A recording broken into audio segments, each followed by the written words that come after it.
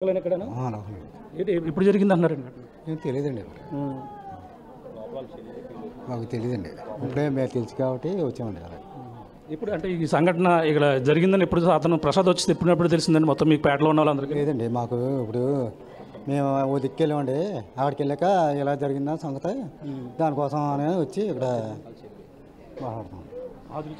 ఇక్కడ ఆ కుటుంబ సభ్యులందరూ కూడా కన్నీరు మున్నీరుగా వెళ్ళిపిస్తున్నారు. ఇక్కడ చూడొచ్చు ఎవరైతే మాధురికి సంబంధించినటువంటి కుటుంబ సభ్యులు చెల్లి ఉంది మాట్లాడే ప్రయత్నం. ఏం చెప్పాం, ఏం జరిగిందమ్మా?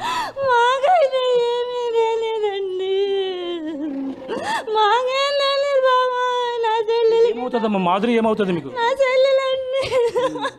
రాత్రి ఏమైనా మీతో ఫోన్లో మాట్లాడటం కానీ ఏమైనా జరిగింది? 3 రోజులు అయ్యిందండి నాతో మాట్లాడి. రాగి పండ్లు కొత్తనన్న చెప్పిన మాట తప్పు నాకేమీ తెలియదండి. పొద్దున్న మట్టికి కూర వచ్చింది మాకు. రాగి పండ్లు కూతురు లంగవాణిలు కొనమన్నారు నన్ను. ప్రైజ్ ఏం చదువుకుంటున్నారమ్మా? పూరేజీ ఫస్ట్ క్లాసు, నిసిస్ 3rd క్లాస్.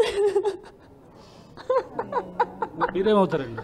అన్నయ్య మాధురి అన్న మాధురి అని సొంత అన్నయ్యనా? పెద్దనాన్నగారు. ఏంటి మరి తను ఎలా ఉంటుంది? తను అయితే ఎప్పుడు చివరిసారిగా ఇప్పుడు మీకు ఎప్పుడు ఫోన్ చేస్తుంది? మేము అప్పుడప్పుడు మాట్లాడుకుంటూ ఉండేవాళ్ళం అండి. మధ్యన అయితే ఫోన్ ఏం మాట్లాడుకోలేదండి.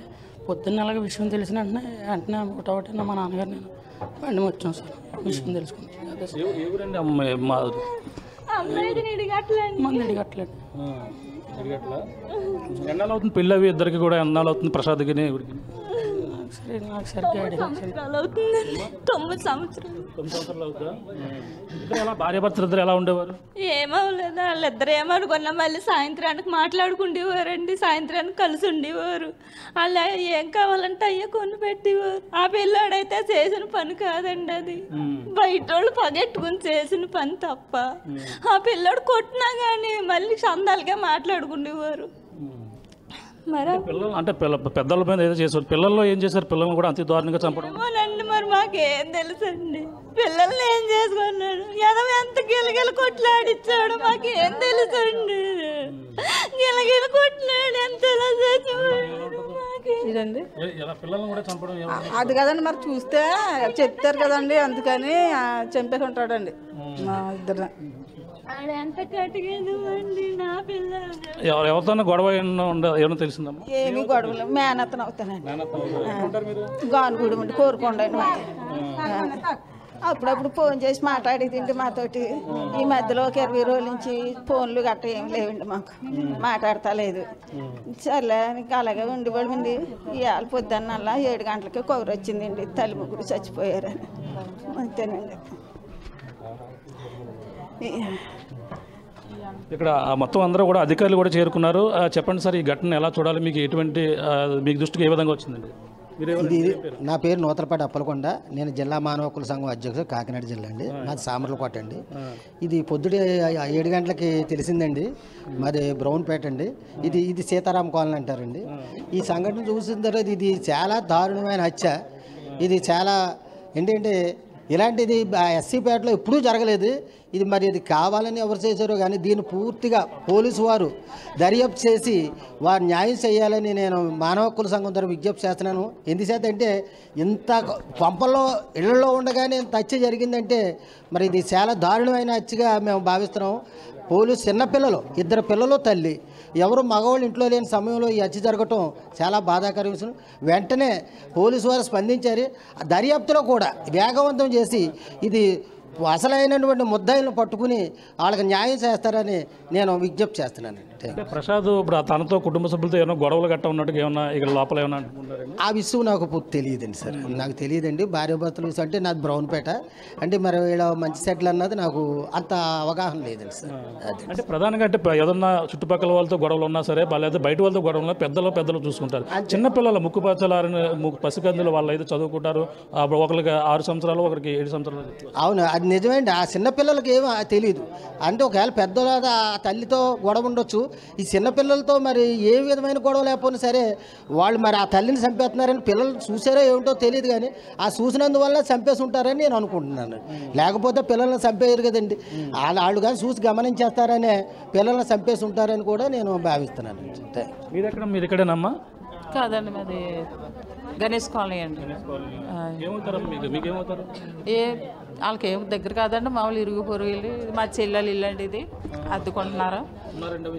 ఉన్నారండి.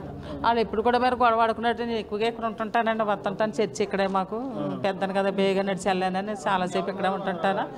ఎప్పుడు కూడా మరి వాళ్ళ భర్త బర్రెలు కొట్టుకున్నట్టు మామూలుగా భర్త బర్రెలు కసుకుంటాం అలాంటి సమాజంగా ఉండేదండి. మళ్ళీ కలిసిమెలిసి బాగా ఆనందంగా ఉండేవారండి. వాళ్ళు అంత కోపం మీద అంత కక్ష మీద భార్య భర్తలు ఉండేవారు కదండి. చిన్న చిన్న గొడవలు జరుగుతుంది ఉండి చక్కగా కలిసిమెలిసి బాగుండేవారు. నవ్వుకుంటా ఎక్కడికైనా వెళ్ళాలన్నా రావాలన్నా బాగుండేవారండి.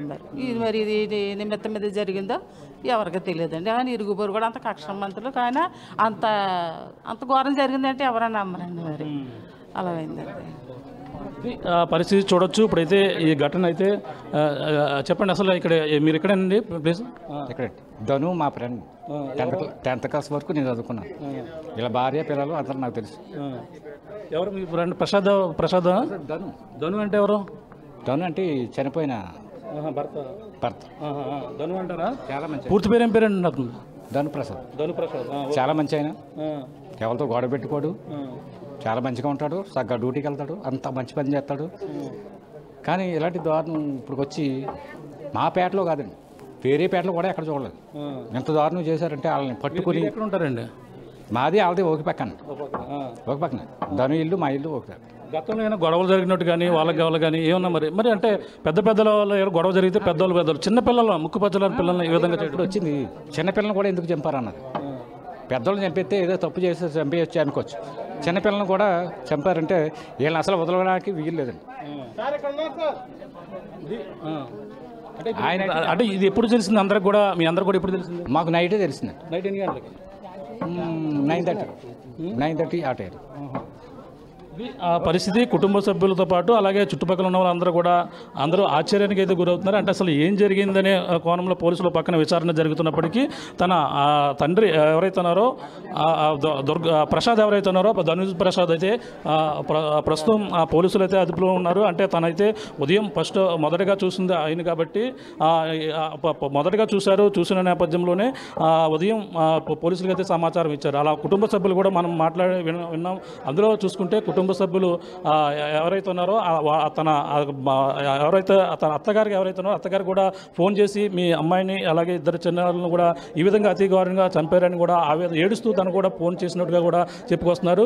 అంటే ఇప్పుడు ఈ యొక్క కోణం మరి ఎవరు చేశారనేది కూడా పూర్తి వివరాలు అయితే తెలియాల్సిన అవసరం అయితే ఉంది. పోలీసులు అయితే ఇప్పుడు సంఘటన స్థానాలకు అయితే జిల్లా ఎస్పీ బిందుమాధవ్ కూడా చేరుకుని ఈ కేసుని అయితే విచారణ అయితే చేపడుతున్నటువంటి పరిస్థితి ప్రధానంగా కనపడుతుంది. ఏదేమైనా కాకినాడ జిల్లాలో ఈ యొక్క త్రిబుల్ మర్డర్లు అయితే సంచలనంగా మారినటువంటి పరిస్థితి ఉంది. అంటే పోలీసులు పక్కన ఎవరైతే మాధురి భర్త ఎవరైతే ఉన్నారో ప్రసాద్ని అయితే అదుపులో తీసుకున్నారో అదుపులో తీసుకుని విచారణ అయితే చేపడుతున్నారు. తన మొదటగా చూసిన తానే కాబట్టి ఇది ఏ విధంగా జరిగిందనే కోణంలో కూడా పోలీసులు అయితే విచారణ చేపడుతున్నప్పటికీ మనం చుట్టుపక్కల వాళ్ళని కూడా అడిగాము. ఈ యొక్క ఘటన గతంలో భార్యాభర్తల దగ్గర చిన్న చిన్న గొడవలు కామనే, కానీ ఇంత స్థాయిలో ఏ విధంగా జరుగుతుంది ముక్కుపచ్చలారు చిన్నపిల్లలని ఈ కూడా ఈ విధంగా అతి దారుణంగా తలపై కొట్టి చంపినట్టుగా కూడా పోలీసులు అయితే నిర్ధారణకు అయితే వచ్చారు. ఇప్పుడు ఇక్కడ ఏ విధంగా జరిగిందనే కోణంలో అయితే పోలీసులు అయితే విచారణ అయితే చేపడుతున్నటువంటి పరిస్థితి ప్రధానంగా కనపడుతుంది. నందు. Right, thank you Prakash, thanks for the updates. మొత్తం మీద అక్కడ పరిస్థితి ఎవరికి అర్థం కావడం లేదు. ఏం జరిగింది, ఎందుకు జరిగింది, ఎక్కడా కూడా డాట్స్ మ్యాచ్ అవ్వని పరిస్థితి. హస్బెండ్ పని నుంచి వచ్చి చూసేసరికి తన భార్య, ఇద్దరు పిల్లలు, చిన్న పిల్లలు అలా విగత జీవులుగా పడి ఉండి రక్తపు మడుగులో పడి ఉన్నారు.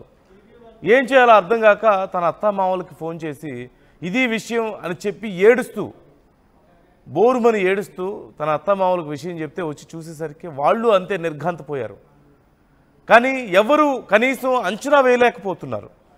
ఏవైనా పాత కక్షలా లేకపోతే ఇంకేదైనా కారణం ఉందా, ఎవరు ఏది ఒక అంచనాకు కూడా రాలేకపోతున్నారంటే అర్థం చేసుకోవచ్చు పరిస్థితి ఎంత క్లిష్టంగా ఉందో. ఈ నేపథ్యంలో పోలీసులు ఇప్పటికీ కేసు నమోదు చేసుకుని దర్యాప్తు చేస్తున్నారు. ఏం జరిగింది అనే దానికి సంబంధించి వీలైనంత త్వరలో మేము క్లారిటీ ఇస్తామంటూ పోలీసులు చెప్తున్నారు.